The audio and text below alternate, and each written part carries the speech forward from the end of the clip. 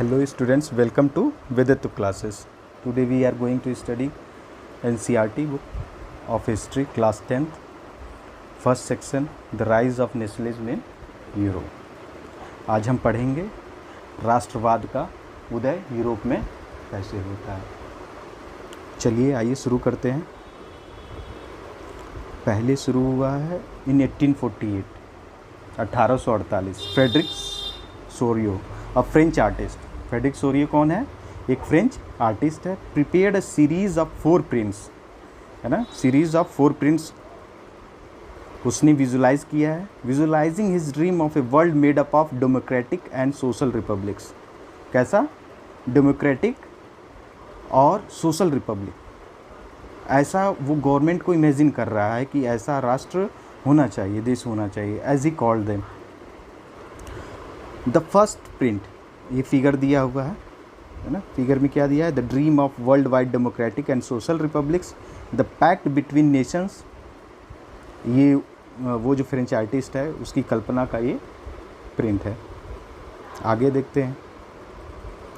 The first print of the series shows the peoples of Europe and America, men and women of all ages and social classes, marching in a long train and offering homage to the Statue of Liberty as they pass by it। Figure में क्या देखते हैं कि Europe और America के लोग हैं, सभी एज के, सभी सोशल क्लास के, ठीक ना, marching in a long train and offering homage to the Statue of Liberty as they pass by it. Statue of Liberty को होमेज देते हैं, रिस्पेक्ट देते हैं। ये फिगर में शो किया है। As you would recall, artist of the time of the French Revolution personified liberty as a female figure, है ना। फ्रेंच रिवॉल्यूशन में हमने देखा, 9th क्लास में है ना फ्रेंच रिवॉल्यूशन का चैप्टर, तो उसमें हमने देखा कि एक फिगर है, फीमेल फिगर है, जो लिबर्टी को डिमॉन्स्ट्रेट कर रही है। Here you can recognise the torch of enlightenment, she bears in one hand and the charter of the rights of man in the other, है ना। फिगर में आप देखेंगे कि उसने एक टॉर्च ले रखी है ना। वो टॉर्च क्या है? इनलाइटमेंट का। इनलाइटमेंट मतलब किसी चीज़ को, किसी को जागृत करना, है ना, विचारों के प्रति। जो चीज़ नई है, कॉन्सेप्ट है, उसको वो सिखाएगी लोगों को। जैसे डेमोक्रेसी, उस वक्त डेमोक्रेसी को नहीं पता है सबको, है ना। रिपब्लिक नहीं पता है, रिपब्लिक गणतंत्र। तो वो सारी चीज़ें उस चीज़ को रिफ्लेक्ट कर रही है। वो जो सिंबल है टॉर्च का, वो चीज़ वो बता रहा है। Torch of enlightenment, she bears मतलब सबको अवेयर करना है, सबको जागरूक करना है। She bears in one hand the charter of rights of man in the other, और दूसरे हाथ में charter of rights. Charter of rights देखा था हमने ना, जैसे हमारे यहाँ फंडामेंटल राइट्स है कॉन्स्टिट्यूशन में, उसी तरह वो चार्टर ऑफ राइट्स है ना। उसमें रूल ऑफ लॉ है, लिबर्टी है, एक तरह से एक आर्टिकल था उसमें फ्रीडम ऑफ प्रेस था, फ्रीडम ऑफ एक्सप्रेशन है। ये सारी चीज़ें उसमें दिखती है हमें, जो हम पढ़ चुके हैं 9th क्लास में। फ्रेंच रिवॉल्यूशन में देखा था ना, वो चार्टर था। और दूसरी बात, जब यूएस को फ्रीडम मिली, वैसे को फ्रीडम मिली, 30 कॉलोनीज़ को फ्रीडम मिली, तो उन्होंने एक बिल ऑफ राइट्स लाया था, ठीक ना। वो भी एक तरह से फंडामेंटल राइट ही है। फिर उसके आगे क्या कहते हैं? On the earth in the foreground of the images lie the shattered remains of the symbols of absolutist institutions. मतलब जो एब्सोल्यूटिस्ट इंस्टीट्यूशंस हैं, है ना, वो ख़त्म हो गए हैं, ज़मीन पे धराशायी हो गए हैं, गिर गए हैं। अब नए तरह की गवर्नमेंट बन रही है ना, जो डेमोक्रेटिक राइट्स की बात करेगी, ठीक है ना। इन सोरियोस यूटोपियन विज़न, मतलब काल्पनिक, यूटोपियन मतलब एक काल्पनिक विचारधारा है, इमेज बन रही है उसमें कि ऐसा समाज होना चाहिए। The peoples of the world are grouped as a distinct nations identified through their flags and national costumes. वो देख रहा है कि अलग अलग राष्ट्र हैं, उनके अलग अलग झंडे हैं, है ना, अलग अलग वेशभूषा है। वो उस तरह की कल्पना कर रहा है कि जब नए नए राष्ट्रों का उदय होगा तो वो कैसे होंगे। Leading the procession way past the Statue of Liberty are the United States and Switzerland, which by this time were already nation states, है ना। जो नेशन स्टेट्स बन चुके हैं, और उनको वो पहले कल्पना करता है, जैसे यूएसए है, स्विट्ज़रलैंड है।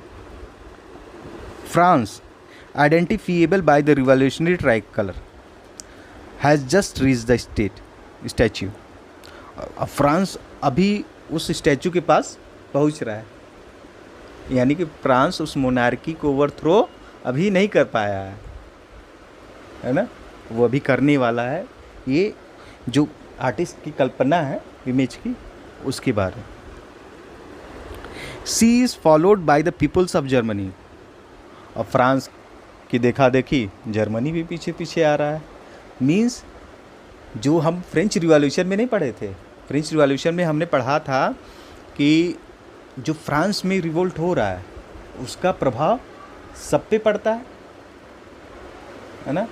और जैकोबिन क्लब जब जानता है कि अदर जो किंग्स हैं, जो आसपास के राजा हैं देशों के, वो हमारे जो इस फॉर्म के रिवॉल्यूशन है उसको दबाना चाहते हैं, हमारे क्लब्स को ख़त्म करना चाहते हैं ताकि मोनार्की बनी रहे। ये चीज़ जानते ही जैकोबिन क्लब आक्रमण नहीं कर देता है ऑस्ट्रिया और उस पे जर्मनी पे कर देता है ना। तो वो चीज़ देखो कितना कनेक्ट कर रहा है ना। हिस्ट्री मीन्स कनेक्शन, हमें कनेक्ट करना है चीज़ों को, है ना, पीछे से पीछे कुछ कनेक्ट करके लेके चलना है। इस चीज़ को जो हम आज पढ़ रहे हैं उसको आगे से कनेक्ट करके देखना है, तब हम एक होल इमेज फॉर्म कर पाएंगे कि कैसे हम उस मोनार्की से, उस फ्यूडलिज्म से आज इस डेमोक्रेसी तक पहुँचे हैं। German peoples did not yet exist as a united nation. और उस समय जर्मनी के पीपल अभी यूनाइटेड नेशन की तरह, एक राष्ट्र की तरह नहीं उभरे हैं। जैसे भारत था ना, भारत अलग अलग प्रिंसली स्टेट था, है ना। महाराष्ट्र साइड में मराठा रूल कर रहे थे, दक्कन में निजाम रूल कर रहा था, नॉर्थ में कुछ जगह ब्रिटिश रूल कर रहे थे, पंजाब में सिख्स रूल कर रहे थे, फिर वो ब्रिटेन के उसमें आ गए। तो फिर उसके बाद जब हम आज़ाद हुए सबको यूनिफाई किए।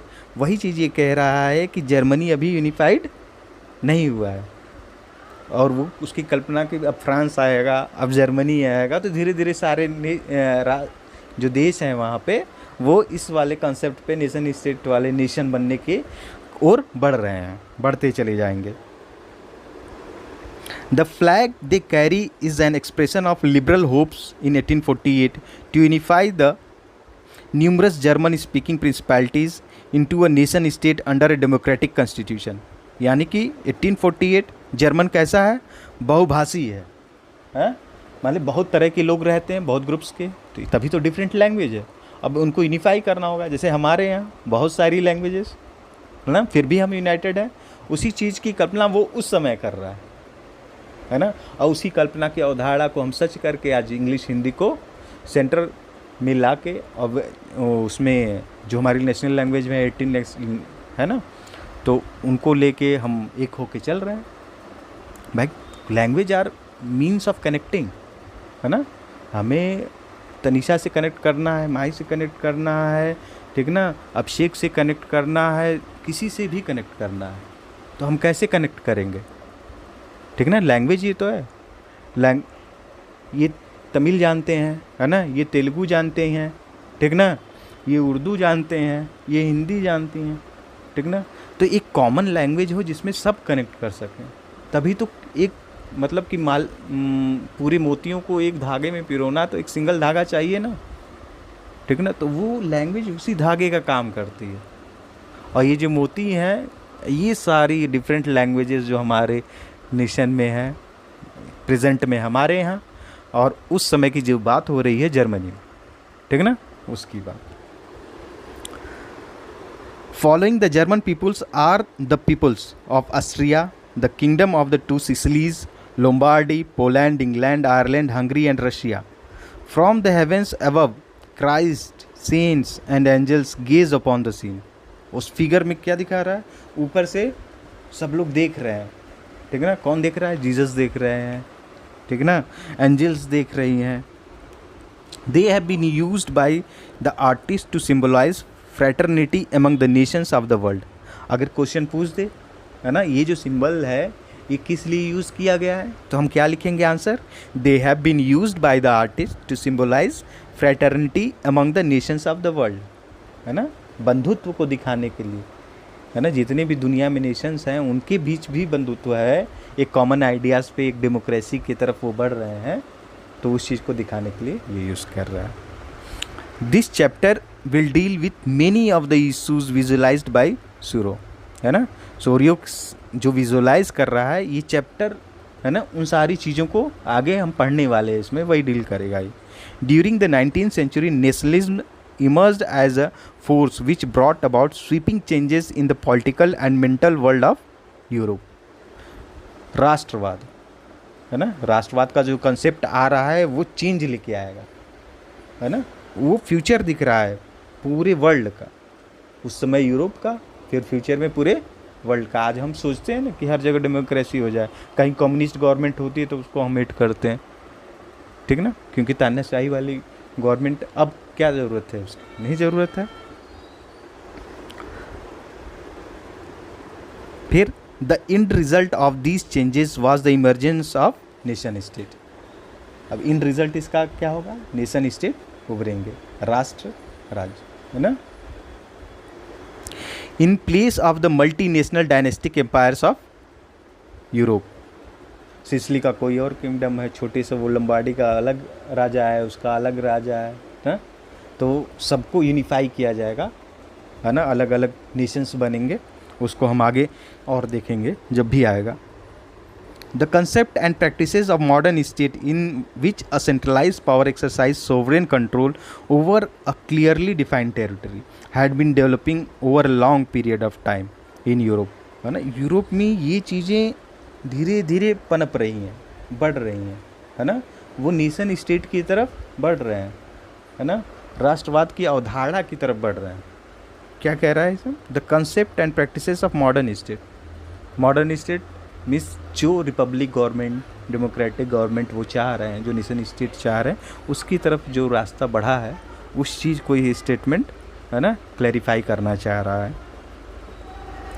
इन which centralised power exercise sovereign control over a clearly defined territory, है ना, एक सेंट्रलाइज्ड पावर है, सोवरेन में संप्रभु, जिसकी खुद की अपनी सत्ता है, खुद की अपनी ताकत है, खुद की अपनी यहाँ पर, वो संप्रभु है ना, सोवरेन नेशन है, तो उसको ये डिफाइन कर रहा है।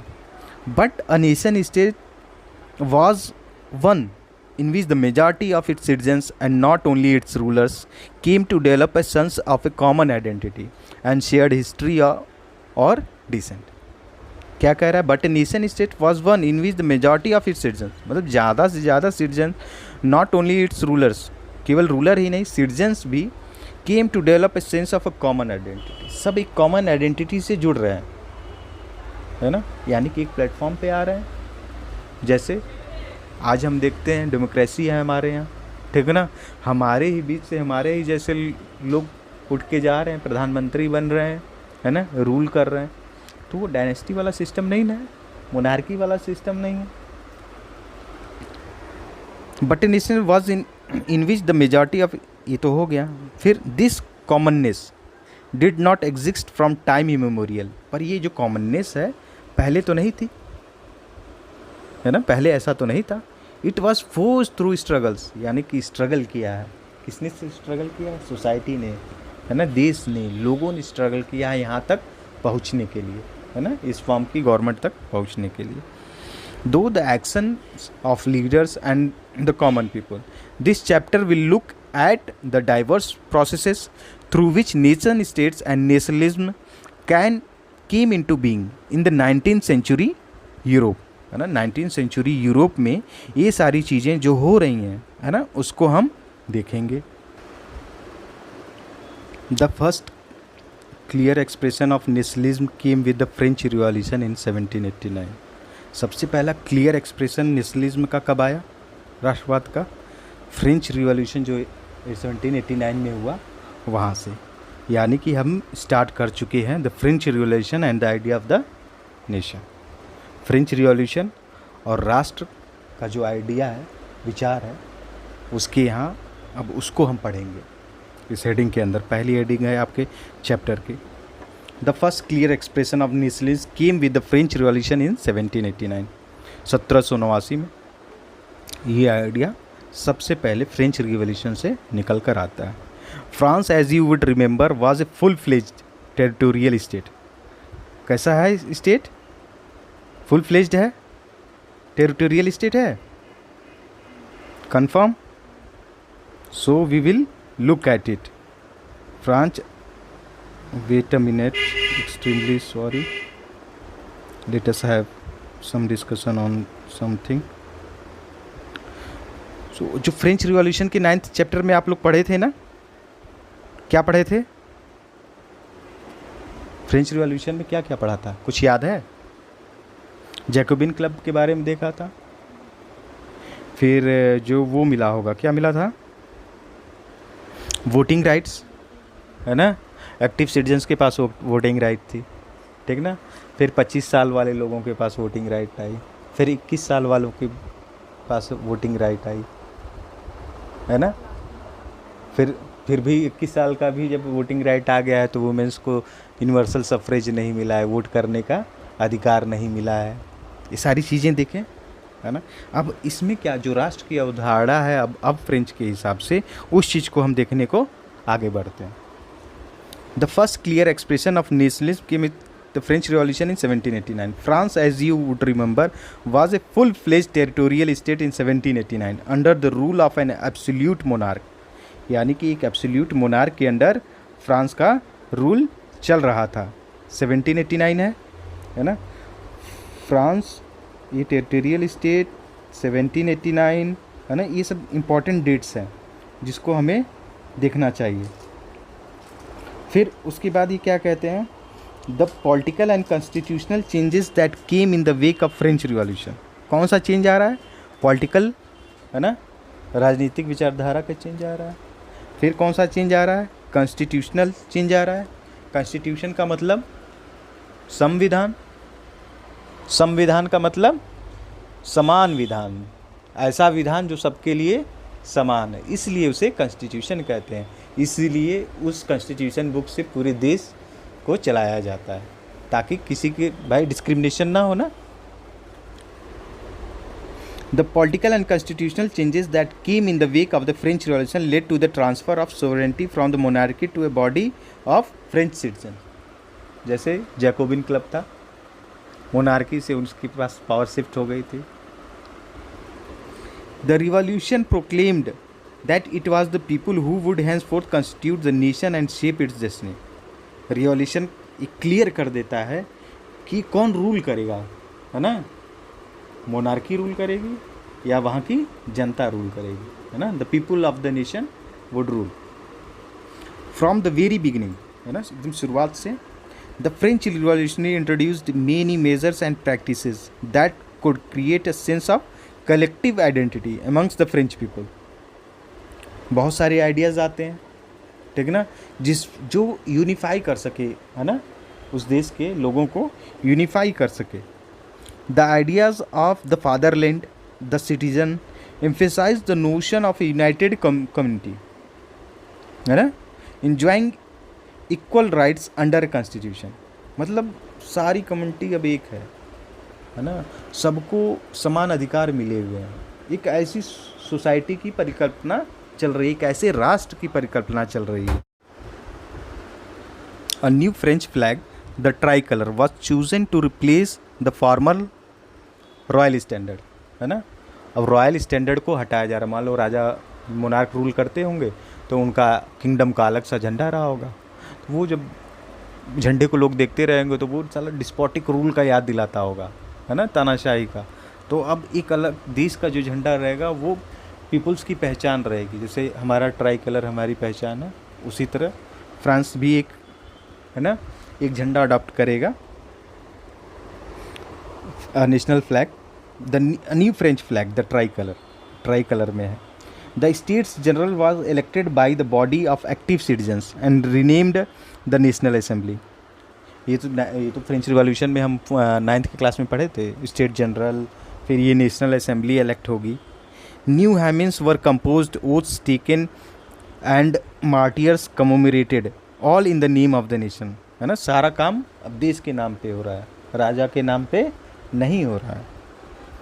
A centralized administrative system was put in place and it formulated uniform laws for all citizens within its territory.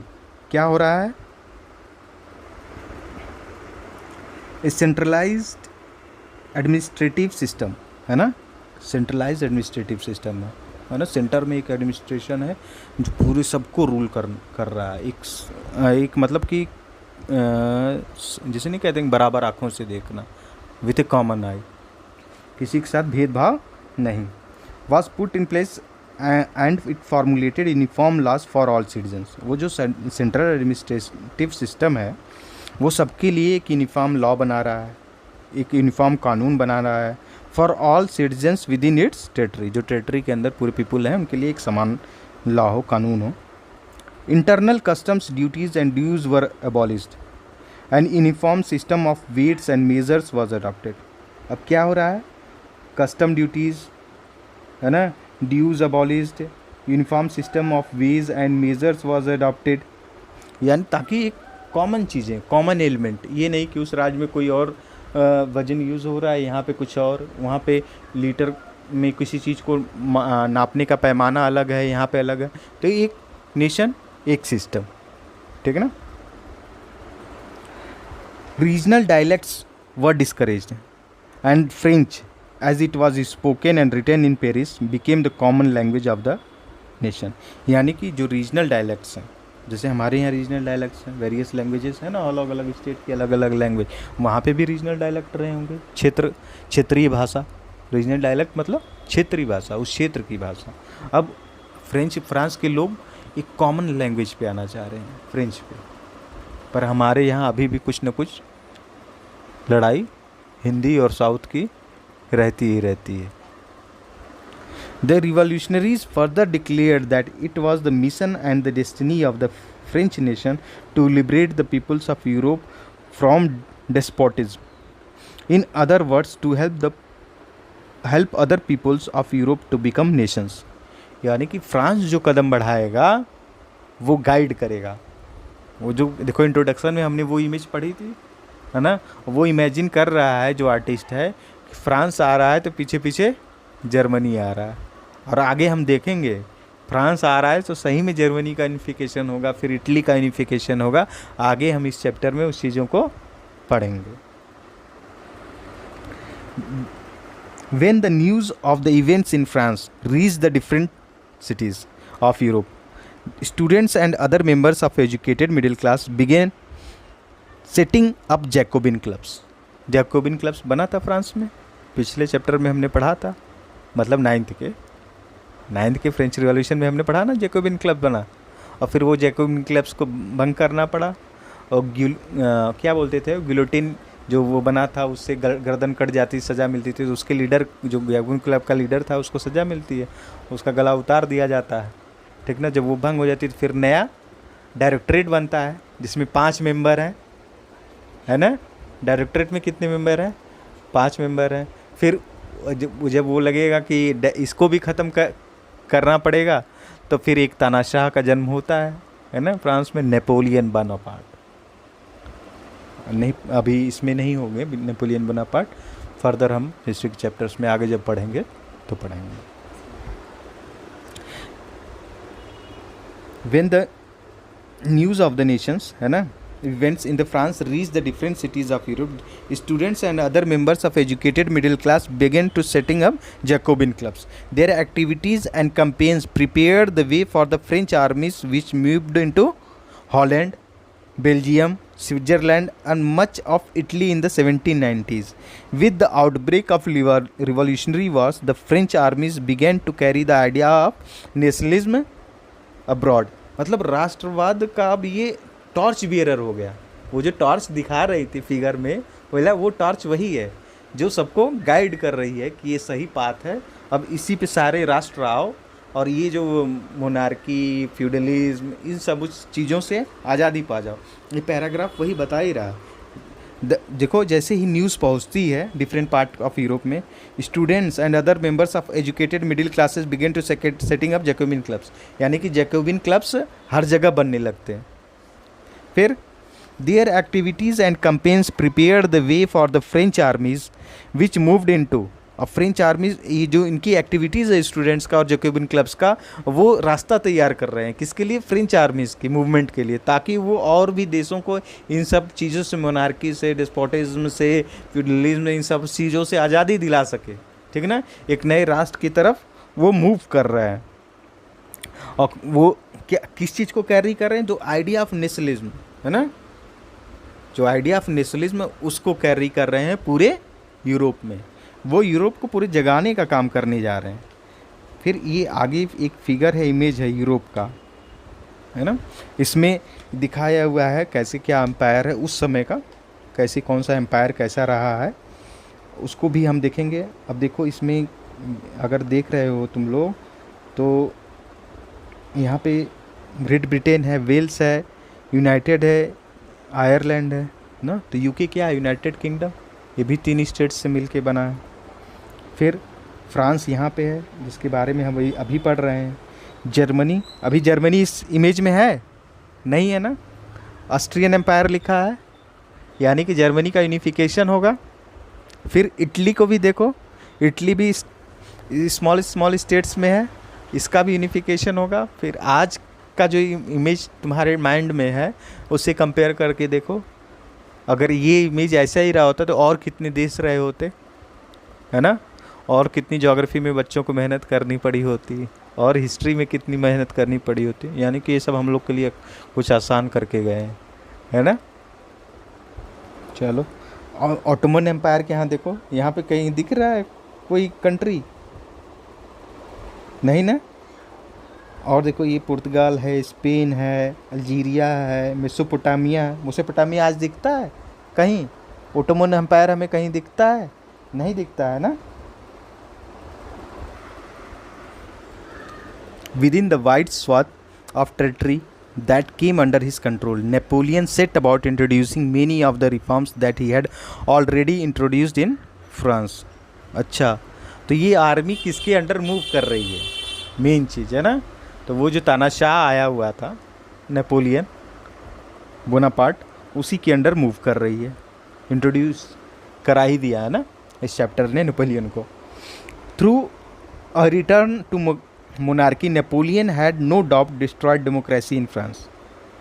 अच्छा, पर नेपोलियन की हरकत तो विपरीत दिशा में चली गई, उसने डेमोक्रेसी को इस्टेब्लिश करने की जगह डेमोक्रेसी को उखाड़ी फेंका, और वो एक तरह से मोनार्की की ही तरफ बढ़ चली। But in the administrative field, he had incorporated revolutionary principles in order to make the whole system more rational and efficient. है ना, भले ही उसने मोनार्की की तरफ ढकेला राष्ट्र को उस समय, ठीक है ना, पर कुछ न कुछ तो रिवॉल्यूशनरी चेंज नेपोलियन लेके आता है। द सिविल कोड ऑफ 1804, यानी कि जो नेपोलियन जो चेंज लेके आ रहा है वो सबसे पहला है क्या, civil code of 1804, usually known as the Napoleonic code, did away with all privilege based on birth, established equality before the law and secured the right to property. चलो, ये चीज़ तो अच्छी है, द नेपोलियनिक कोड, इससे question बन भी सकता है, शॉर्ट क्वेश्चन। जब शॉर्ट क्वेश्चन बनेगा तो हमसे अगर कोई पूछता है कि भाई नेपोलियनिक कोड क्या है, तो हम यही कहेंगे नेपोलियनिक कोड यही है कि privileges based on birth, established equality before the law and secured the right to property. This code was exported to the regions under French control, है ना। अब इस कोड को, जो नेपोलियनिक कोड को कहाँ कहाँ ले गया, जहाँ जहाँ नेपोलियन पहुँच चुका है। नेपोलियन अपनी आर्मी लेके जाएगा तो वो छोड़ेगा थोड़ी ना, उस देश को अपने देश में मिलाएगा है वो, या उस स्टेट को अपने स्टेट में मिलाएगा, तो वहाँ पे भी नेपोलियनिक कोड लागू हुआ। In the Dutch Republic, in Switzerland, Italy, Germany, Napoleon simplified administrative divisions, है ना, जो एडमिनिस्ट्रेटिव डिविजन्स हैं उनको सिंप्लीफाई कर दिया है उसने। अबॉलिश द फ्यूडल सिस्टम, क्या कर रहा है, फ्यूडल सिस्टम को अबॉलिश कर दिया, ख़त्म कर दिया। And freed peasants from serfdom and manorial dues, तो जमींदारी प्रथा से किसको आज़ाद करा दिया, किसानों को, कामगारों को, है ना, मजदूरों को। In the towns too guild restrictions were removed, है ना, जो रिस्ट्रिक्शंस लगी रहती थी गिल्ड पे के द्वारा वो भी रिमूव ख़त्म कर दिया है उसने। Transport and communication systems were improved, transport और कम्युनिकेशन सिस्टम उसने इम्प्रूव किया। जो भी ये चेंज ला रहा है उसको हम यहाँ देख रहे हैं, peasants, artisans, workers and new businessman enjoyed a new freedom, a new found freedom, है ना। अब इन लोग के पास एक नया फ्रीडम है, एक नया वातावरण है जिसमें ये काम कर सकें। Businessman and small scale producers of goods in particular began to realize that uniform laws, standardized weights and measures and a common national currency would facilitate the movement and exchange of goods and capital from one region to another। अब ये यानी कि वो transforming change है ना। रास्ते बन गए हैं तो यानी कि व्यापार बढ़ेगा, उस समय के कंडीशंस के हिसाब से आवागमन सुगम होगा। और जहाँ जहाँ तक टेरिटरी है इसकी तो नेपोलियन का ही राज है, फ्रांस का राज है, तो मूवमेंट तो आराम से होगा व्यापारियों का, तो वो व्यापार करेंगे तो टैक्स का बेस भी बढ़ेगा, है ना, तो इनकम भी बढ़ेगी, राजस्व आएगा, फिर और काम होगा।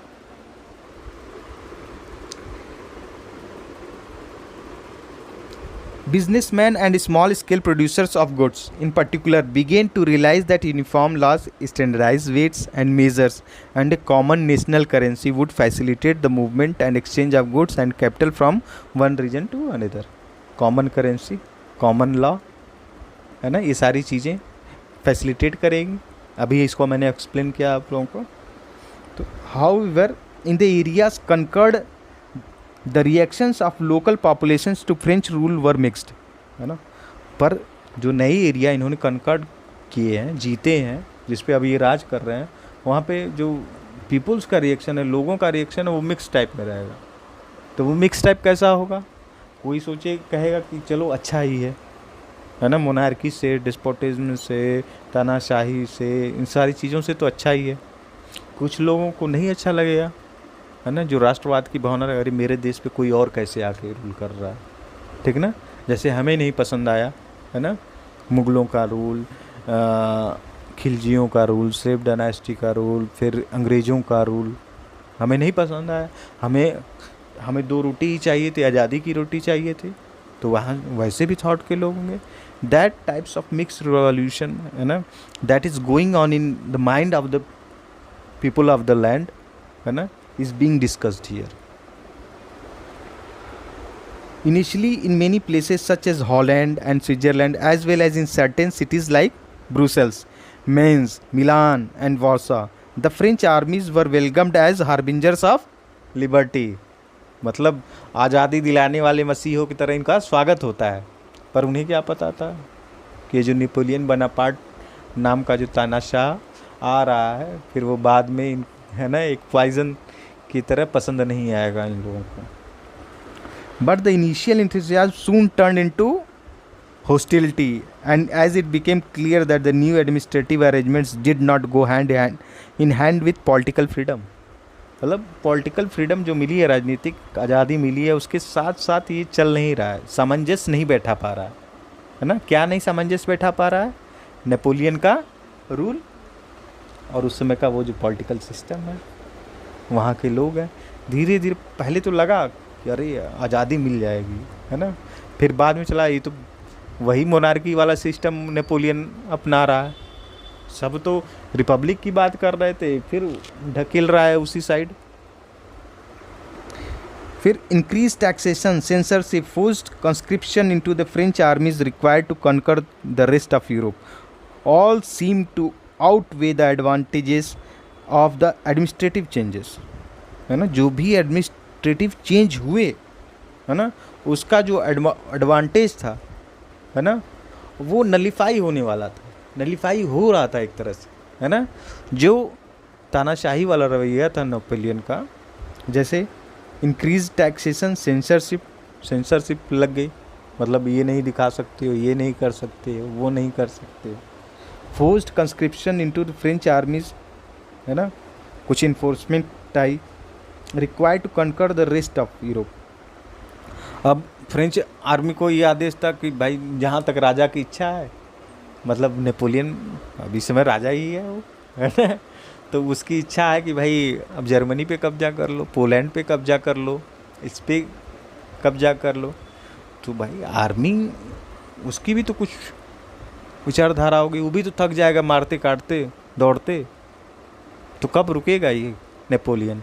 आगे रुकेगा ही कहीं ना कहीं, आगे हम देखते हैं इस चैप्टर में एडमिनिस्ट्रेटिव चेंजेस के बाद।